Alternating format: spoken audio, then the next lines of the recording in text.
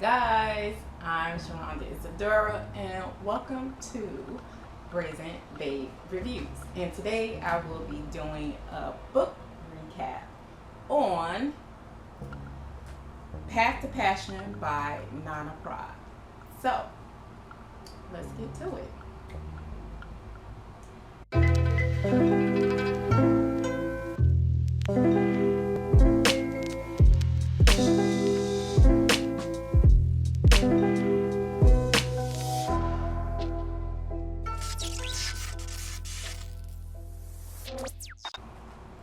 Okay, so again, this is book recap.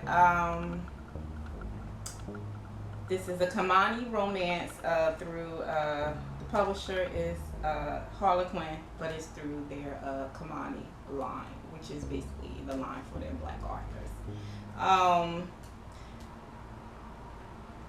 Yeah, as you see, this is paperback. Here's your cover. I received this from the author, and there's a tour company. I can't remember the name of the tour company, but I always go through them. They're pretty cool. They never really bombard you with like crazy ass promotional emails or anything like that. So I got the book through them, and so thank you, Nana. Much appreciated, and she actually signed it as well. So cute. I hope you enjoy Miguel and Tanya's story. So yeah, this was a quick read. 216 pages. Yeah, quick read. It's been a while since I even had like a little little book like this. Like I used to read Harlequin romances like all the time. But I kind of like fell off reading romance in general, period. I'll pick up some like every now and then, especially if they're kind of like my favorite authors, Christina T. Jones. So, but for the most part, it's been a while since I read a book from Harlequin. Wow. They used to be like my go-to reads, and I was just like, wow. So anyway, your characters in this book is Miguel Astacio and Tanya Carrington. As you can see, I have my little notes in here. For the most part, I enjoyed the story. It was a well-written story. I thought the world building was great. The storyteller was great. The relationship between Tanya and Miguel is where my issues, for the most part, come from. Alright, so let me just give you a little gist of it. So Tanya and Miguel pretty much know each other, but they know each other through Tanya's brother, Josh. I think it was Josh or Joshua. Anyway, I'll call him Josh throughout this recap. Miguel and Josh were best friends in college. Miguel comes from this very wealthy family, this kind of like conglomerate of a family. They pretty much have their hands and everything, and he is like the baby, and he is he was like kind of like the sport type of a dude or whatever, right? So, and Tanya is older. I don't know if she was a year or 2 years older. I don't think that was ever mentioned throughout the book how much older she was than Josh and Miguel, but she was older than them. Okay, so that's how they knew each other. In school, it was through Josh. Now Tanya and I, for the most part, I like that they kind of like weren't like ignorant of how, how through most romances, it's either one or the other person throughout the relationship, or whatever. They're the beginning of the relationship, they're kind of like ignorant of how the other one has always felt about them. So I kind of like enjoyed that part of the story, because Tanya and Miguel already knew kind of like how they felt about each other for the most part. So they weren't ignorant about their feelings towards one another. They both knew they felt something towards one another. Now the issue comes in because Miguel was kind of like this partying, kind of like a dude. Initially, the issues came in. He was kind of like I said, he came from this rich family. He was the baby of the family, so he was like this spoiled rich boy throughout college or whatever. And he has always liked Tanya, but because, like I said, he was kind of like this spoiled rich boy throughout college or whatever, and him and Josh became fast friends because Josh didn't care about his wealth. Josh just wanted him as a friend, and Miguel appreciated that. But Josh also knew that Miguel was kind of like this, kind of like partying type dude, you know, this womanizer throughout college or whatever. So his thing was like, dude, I know you like my sister, but don't fuck with my sister, you know, or we're not going to be friends. So because Miguel didn't want to lose Josh's friendship when they weren't, you know, while they were in college or whatever, because he really valued that, when Tanya came to him when they were in college and told him how she felt, Miguel rejected her. And that kind of like broke her heart, and she just never forgave him through that, you know, for that. And that kind of like plays throughout the story, but we'll get to that. So, you know, she ends up getting married and getting divorced because the dude she married also liked boys. They kind of like found out he was gay because he was messing around with his business partner, and it was a whole goddamn mess. So she's at this, when we go inside of the story, she's at this stage in her life where she needs Miguel's help. Miguel has matured. He's this, you know, he's this marketing kind of a whiz. And through when Tanya and her ex-husband got divorced,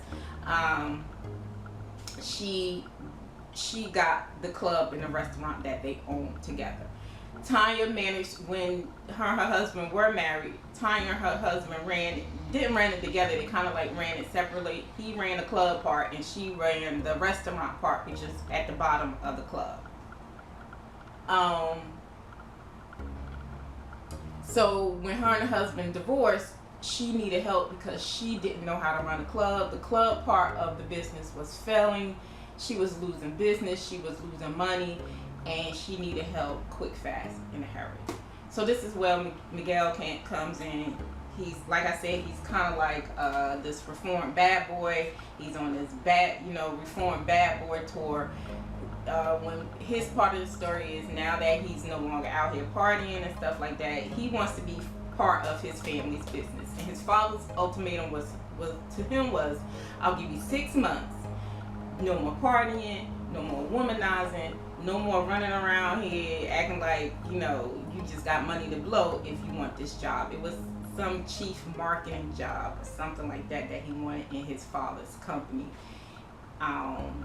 But his father wanted to see, you know, that he had grown, changed, you know, matured basically. And I like that. I like that the father just didn't give him a job.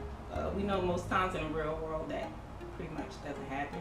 If you're in a family, you pretty much got a job in your parents' company. But I like that his father kind of like gave him that ultimatum, like, yo, you can't come in here and run this stuff. You know, this is a tightly ran shit. You ain't coming in here messing things up with your fuckboy tendencies. You know what I'm saying? You gotta get it together. So even though Miguel was smart, he was very good at marketing and stuff like that. His father just wanted to make sure before he gave him this job. So when we go inside of the story, Tanya and Miguel come into each other's lives again because, like I said, the club part of her business is failing and she needs help. She needs like a marketing guru, you know, a marketing expert to help her get this club back into business and making money for her.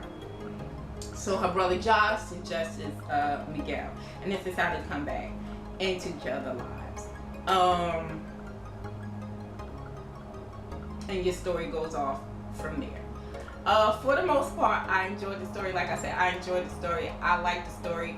The storytelling was great. The world building was great. Character development was great as well. My issue was Tanya's character, pretty much. I liked Miguel for the most part. He was a man's man. He realized that he fucked up with Tanya, and he was willing to apologize too many times, in my opinion, throughout this story, to get her back into his life. So I like those aspects of the story. The other thing I liked about the story was the parts where, Bella, I'm going to kill you. Hold on, y'all. What are you chewing on? My goodness. Listen, dude, cut it out. I said, this dog makes sense. I need a shot of liquor in here because you're stressing me out on my day off. How you gonna stress me out on my day off, dude? Anyway, so I'm gonna have to like edit that part out. He's like stressing me out. Now I can't remember where I was. Where was I? Oh Jesus, where was I? Oh, I was talking about the good parts of the story. So I like, there was also parts in the story where, like, once they got past this kind of like awkwardness of them meeting again, and you know, Tanya going through her feelings about, because Miguel rejected her in college.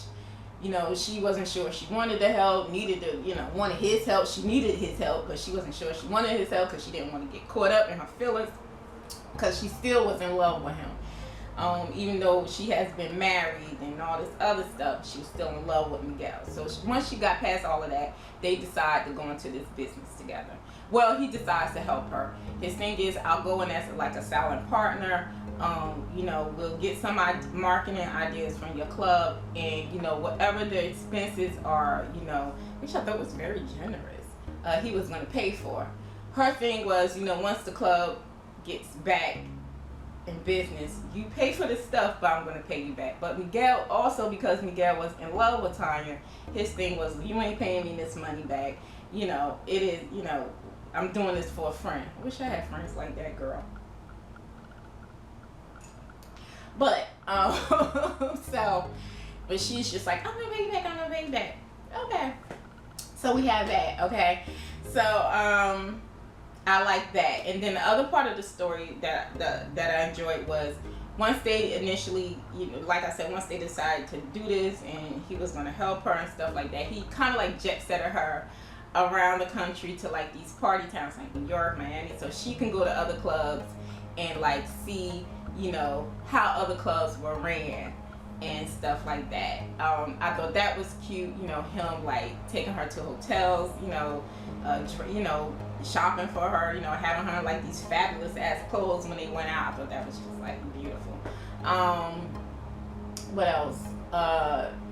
There were and then, like, because I said he was on this Reform Bad Boy tour, whenever Miguel went out, when he did decide to go out to do anything, especially when he was working with clients in general, he always did like these little disguises or whatever. So I like that part. He would dress up, you know, like make his, you know, like, you know, do like, you know, have like these different disguises for when he went out to do like these different jobs or went out in general and stuff like that. Because, like I said, he came from like this very uber rich family. Just think of like, you know, the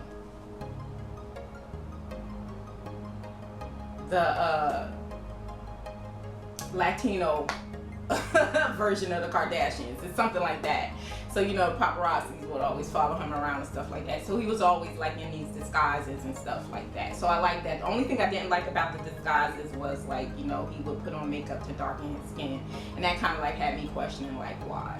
You know what I mean? Because, you know, he did like these, you know, he had beautiful hair, so he didn't have to cover up his hair, which really didn't match the cover model on here. Because you see the cover model has like short haircut, and Miguel was described as having like this really short curly type hair throughout the story. So I was kind of like, well, cover model don't match, but okay. That's one thing, you know, that's something that I noticed. So I like that, but I just didn't like the part where he kind of like, you know, put on the makeup to darken his skin, because I was kind of like, to me that was kind of like played off the whole kind of like blackface type of a thing, and I just felt like no. You know, I just felt like that didn't need to be put in there, because if he had these disguises where, you know, he had like sunglasses on or glasses, you know, or hats to cover his eyes and stuff like that. I don't think people would have, mustaches and beards and stuff like that. People don't pay much goddamn attention to anybody much anyway. So, I just didn't like that part of the costumes or dressing up part that he did. But, for the most part, I enjoyed that. I thought that was a fun part of the story. Now let's get to my issues, which were mainly Tanya. Tanya, girl, you need to get your life, girl, because you was tripping and you were bugging out. Now, I understand that Miguel broke her heart throughout the story. I get it. I got it. But what we're not going to do is hold on to a grudge for 20,000 years, okay? Even after the man gave her the reason why he kind of like, couldn't deal with her on that level. They, because he didn't want to lose his friendship with his brother. And he just felt like, Miguel knew who he was. He knew he was a no shit type of a dude in college. And he really did have feelings for her when they were in college. So he didn't want to break her heart. Plus the fact he didn't want to lose Josh's friendship. And she just held that over him throughout a majority of the story. And it wore, you see all these yellow things, right? It wore on my nerves so bad. I was just like, girl, even once the man confessed and said that he loved her, this heifer, where's that part at?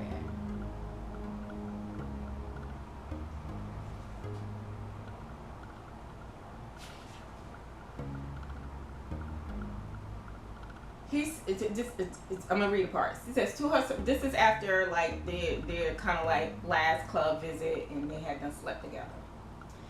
Says and it's like the morning after. He done told her he loved her already, but she really doesn't believe him.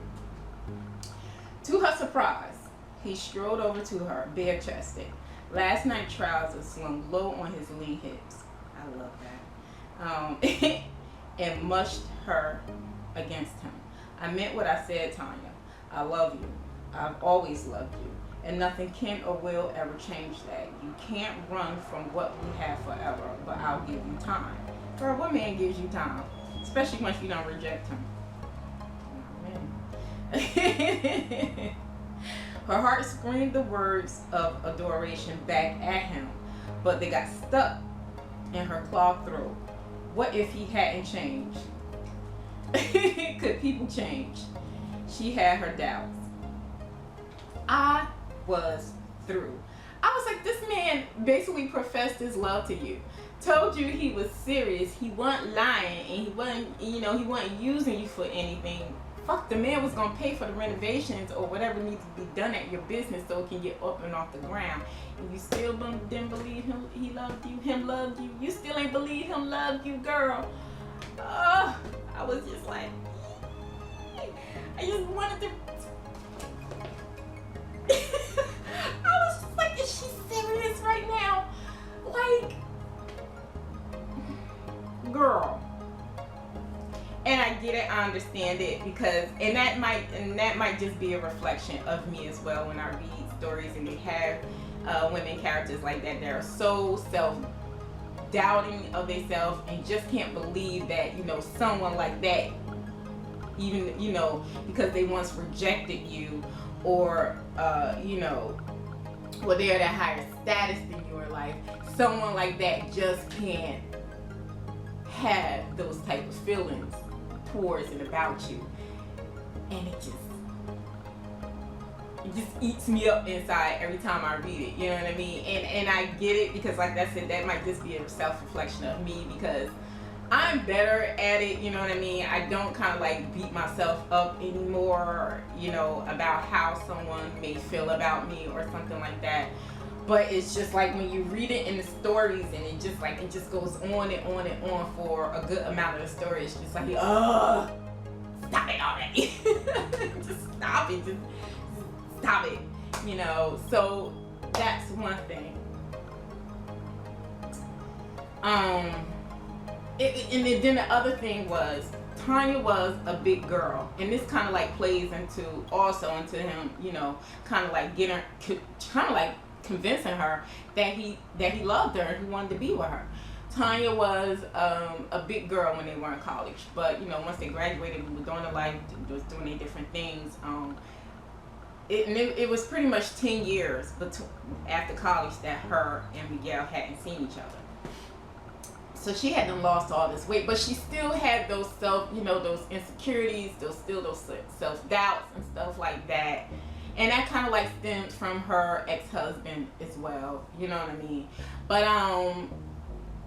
you know, anytime he told her, you know, like, you look beautiful, you know, you have this beautiful body, she's just like, oh, she just always went back to, you know, oh, I think she called herself like Porky at one point throughout the story. And I get it, I understand it, because we all, you know, deal with that sometimes, you know, in our lives, throughout our lives, whatever, you know.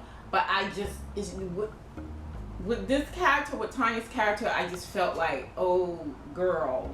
Ooh, sometimes that is such a turn off to people, especially, you know, when you're in a relationship with someone else and you keep having these self-deprecating feelings about and towards yourself, and you keep regurgitating them, you know, to someone that is trying to be in a relationship with you. That kind of like turns them off, you know, and at some point in time, even though in the beginning, you know, they may support you and be like, no, I don't, you know, they keep telling you, no, it's not like that. At some point in time, if you keep doing that, they're just going to be like, okay, well, you know what, I'm out, because it's obvious no matter what I tell you, you know, even though I'm being 100% truthful with you, you're not going to believe it. And I know this is like a fictional story or whatever, but there are some true themes to that, you know, as well. And she just kind of like worked my nerves through that, because it was much of that throughout the story too. She kind of had like this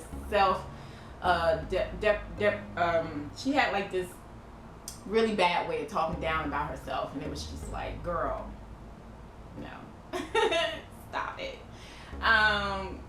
And I can understand, you know, especially if your husband leaves you for someone else, but to leave you for another man, that's kind of like that would have you all kind of like fucked up and, you know, feeling some type of way about yourself, you know what I mean? So, but like, once you have someone that comes in behind your husband and treats you right and just does the things that Miguel was doing, I was just like, girl, stop it.